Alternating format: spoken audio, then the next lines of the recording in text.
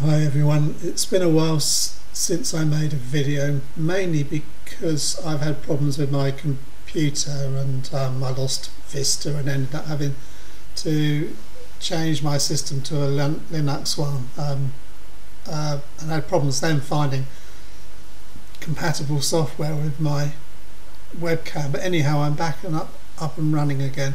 Just wanted to make a quick video to let people know what happened at my son's inquest. We had the inquest on the 6th of October. Obviously this was not been a very easy time for us after 13 months. Having to rake through everything again was not easy.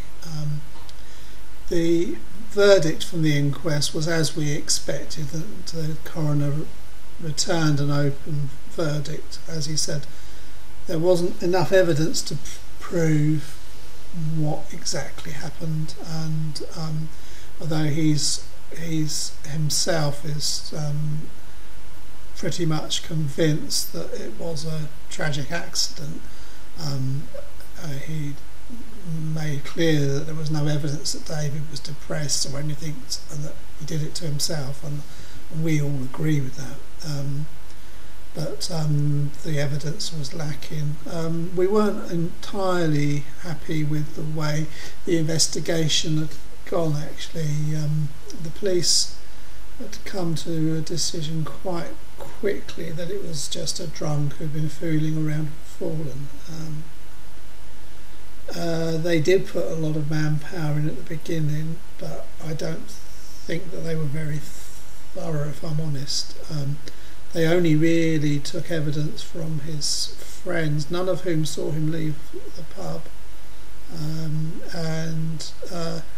they normally, when there's an accident, they put a board out appealing for witnesses. They didn't bother to do this. They relied entirely on an article in the local newspaper, which few people of David's age, in fact few people generally, would have read.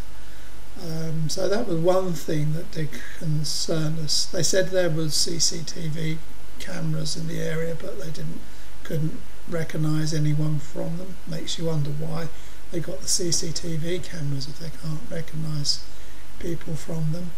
But there were other things, like they had found a glass on, there's like steps that lead up to this flat roof where David is said to have fallen from, and the glass had a red drink in, much like the same colour as the drink found in David's stomach, and they assumed it was his. And at first the policeman said that the glass had come from Wetherspoons where David had been drinking, and that it was definitely his. But when I asked as to whether there were any forensics, that's one thing about a coroner's court, you are allowed to ask questions.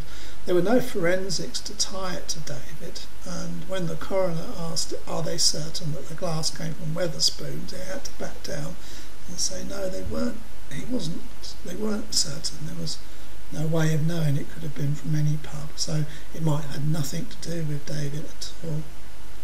David was over the limit. He was 3 times over the legal limit for driving, which is probably only about 5 or 6 pints, which isn't a lot for someone who drank regularly, and I don't believe that would have made David's behaviour any particularly more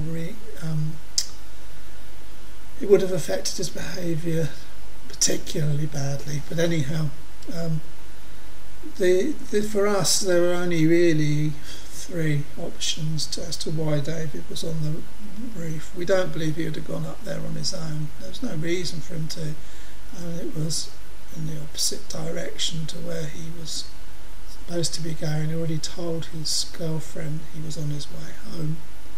So for us the only reasons is that he did meet up with a friend or someone he knew and went up there for a drink, was called up there perhaps, and perhaps they fooled around and he fell and the other person felt unable to come forward. I don't think that's likely, but it's a possibility. The other thing is that he saw some trouble, and David wouldn't have wanted to have been involved in any trouble. He wasn't that type of lad, and he thought he'd take a shortcut to get away from it, and fell in the process. And the other thing would have possibly been that he had he had been chased, and that's the worst thing, to think that he might have been chased. Now he had to have climbed over. There was a wall that went around the edge of the roof. It wasn't as if he could have just slipped. He'd have had to have climbed over it to have fallen. And they talked about something about there being an 8-foot gap between a roof or something. But anyhow, it just doesn't make sense. None of it makes sense to us. And I think that's the worst thing, when you lose someone and they die of an illness, or they're involved in a car accident and you know why it happened. In some ways, although it's still hard, it's easier to put it to rest, but this is much more difficult, because we have to come to terms to know that our son died at 25 without any real knowledge of why or how it happened, and that's not easy. And this has had quite an effect upon me and my family, and it's had an effect on my illness, and there's no doubt about that. I'm sure the psychs would love to hear that stress had caused things to be worse, but it hasn't been an easy time. I think we were starting to move on as much as we could, but to have to wait 13 months and then have it all drawn back over again has been difficult. We kept getting told that the reason that it was taking so long was they were still dealing with evidence and gathering evidence, but when we got to the coroner's court, the coroner said that none of the evidence had been correlated. He was just given a pile of papers he had to wade through, including policemen's notebooks and things.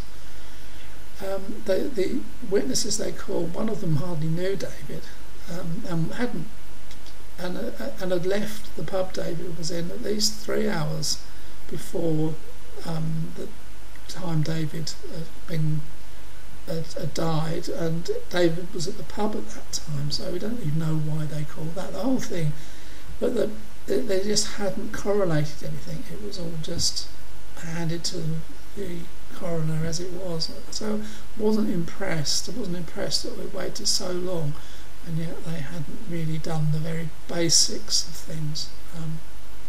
So really, where we go from here is really we just got to try to rebuild our lives. I'm not sure that any new evidence will come up. It's too late really now for it likely to, unless someone did see something and comes forward. This was reported in the local press again, and we did ask that witnesses might come forward, but we're talking over a year now, so I think we have to accept that we won't know what the reasons behind David's death, and that's not so, and it won't bring him back even if we did, to be quite honest, unless there was some justice that needed to be done, and there's no evidence. As I say, the whole thing, all we can do is speculate.